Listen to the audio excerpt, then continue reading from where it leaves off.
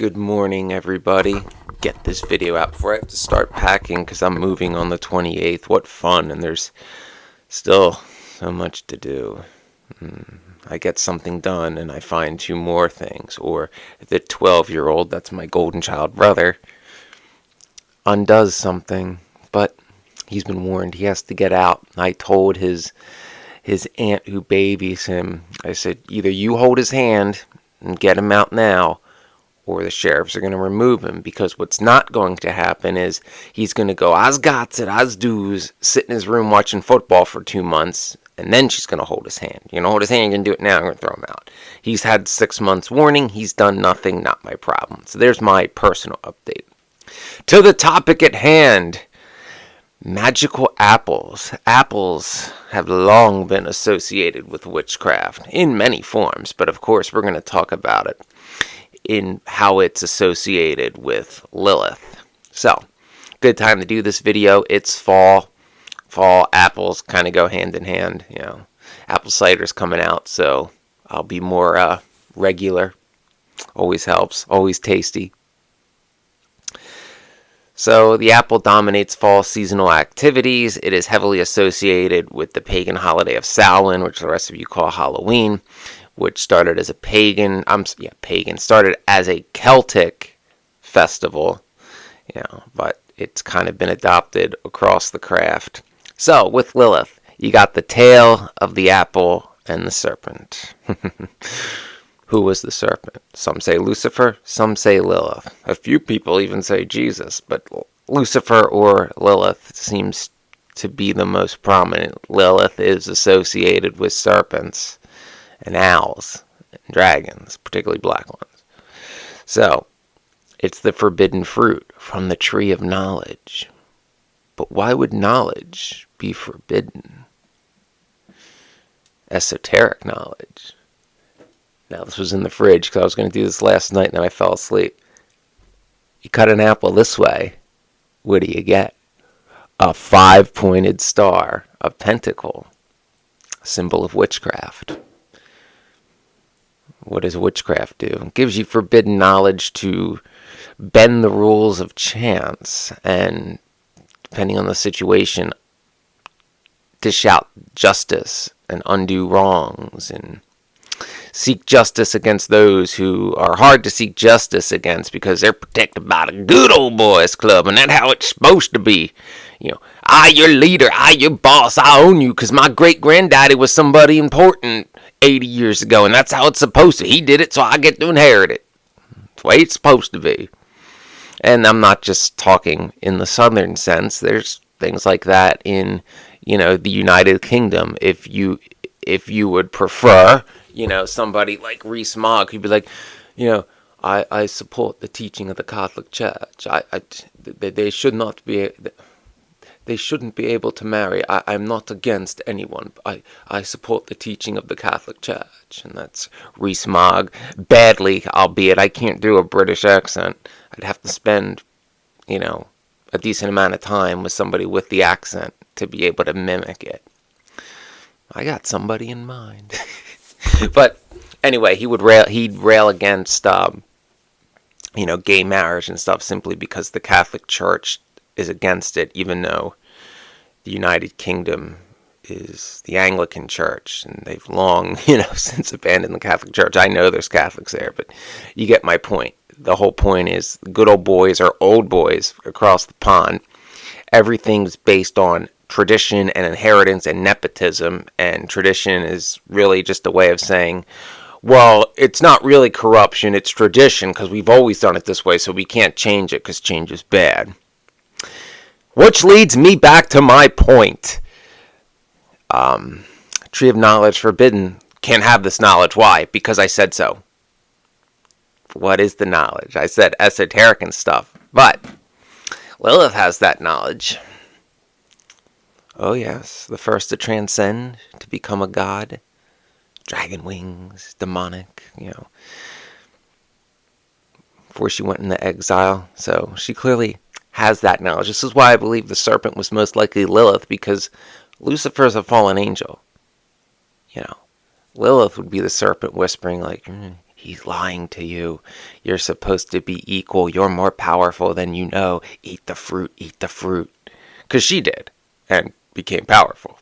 Like I said, Lucifer was created powerful. He was a fallen angel. Lilith was, I'm going to say mortal, but immortal. Essentially a human who was going to live for a ridiculously long time, like Adam. But in her abilities at her creation were that of a human. Just she was gifted with longevity.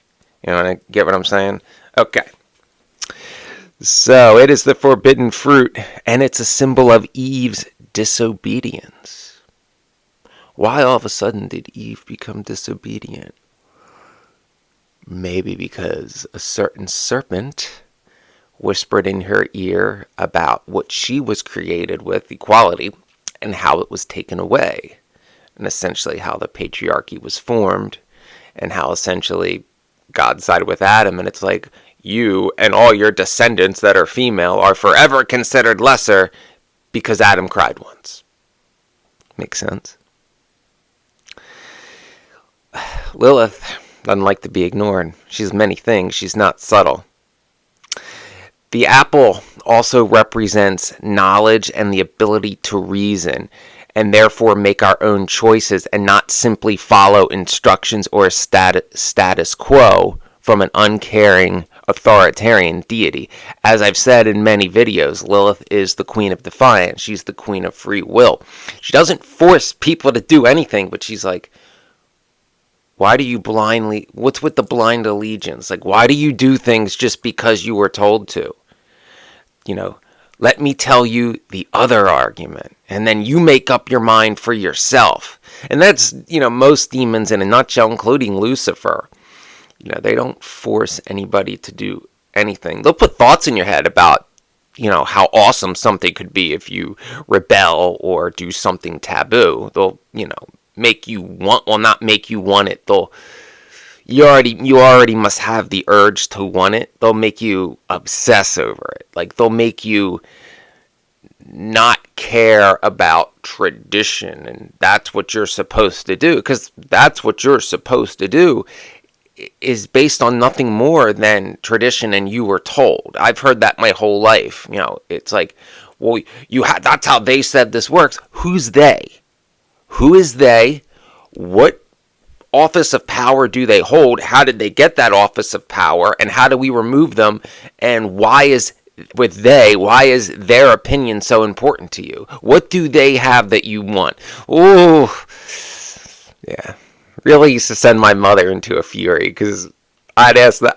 I used to say that to her like every couple of months for 25 years. It's no, and that is, the serpent isn't a follower.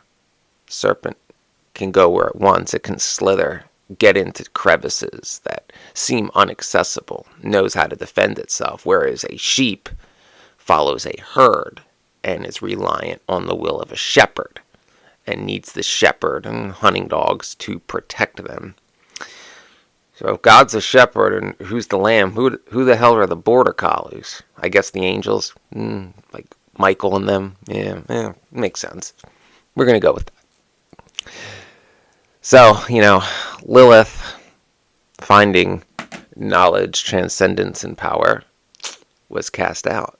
But, as any witch will tell you, a life of exile is better than a life of subservience and submission. Yeah. So I won't get into it. Took some notes, but I already did a video on the story of Lilith.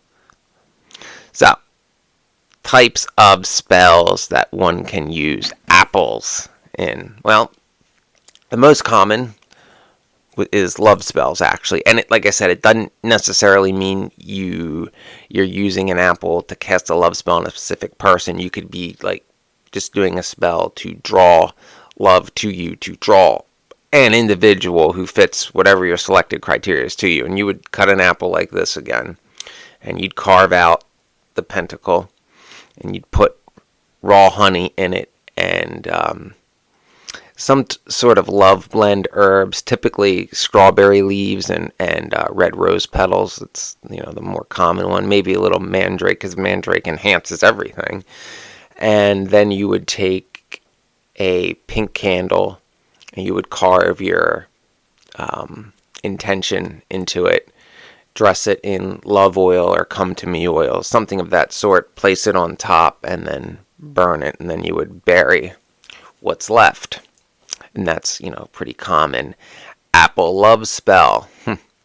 Another one is to take a whole apple and to carve your love intention in it and leave it on an altar of a deity and ask your petition to be sent that way. Leave it there until it rots. So even in the right hand path, the apple is common in such spells, because they don't take it from the angle of, well, this represents the knowledge that the patriarchy doesn't want me to have, the free will, the defiance, the empowerment. They take it as a, well, it's got a pentacle in it and it's from the earth and they're nature based. That's more of the Wiccan stance, but I just bring it up because, again, right or left hand path, all witches drawn to the apple. Very important symbol. And, this is something even the Abrahamics can't deny is associated with witchcraft. That whole Genesis thing, So, therefore, it's also commonly used in forming pacts with Lilith. This is sort of like our Holy Communion. I'm not going to get into all that it entails in a pact, but at one point in it, you take an apple and you bite the apple and you say in the name of Lilith, and, it's kind of like sealing the pact, depending on what kind of pact it is. Some have to be sealed in blood, but it is a common practice in witchcraft. As I said before, apples are also common offerings to deities. Red apples are a common offering to Lilith. I actually have one up on my altar right now, and these are organic. There's a little orchard nearby, and I liberated these. So, figured it'd be perfect kind to do this video on this. There's other magical spells that have to do with apples. There's some spells that, are more like folk magic based, that have to do with having a successful harvest, that, involve putting apple slices into a honey pot and then having candles for a long period of time melt over top of them. Like I said, that's for like a successful harvest. But love spells are the most common spells that contain apples. Also lust spells too. And, a lust spell could be, well, someone you're lusting after, or it could be somebody you're in a relationship with and the fire's not there anymore and you want to reignite the fire. Something else Lilith is very good at helping with, as are the succubi. Yeah, so commonly used in that. But it is interesting.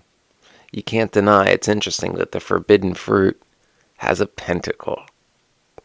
That can't be by coincidence. And of course, there is deep meaning to that. So yes, the apple represents your free will, your empowerment, your choice, your rebellion, your defiance. Within it is ancient power. Within it is truth.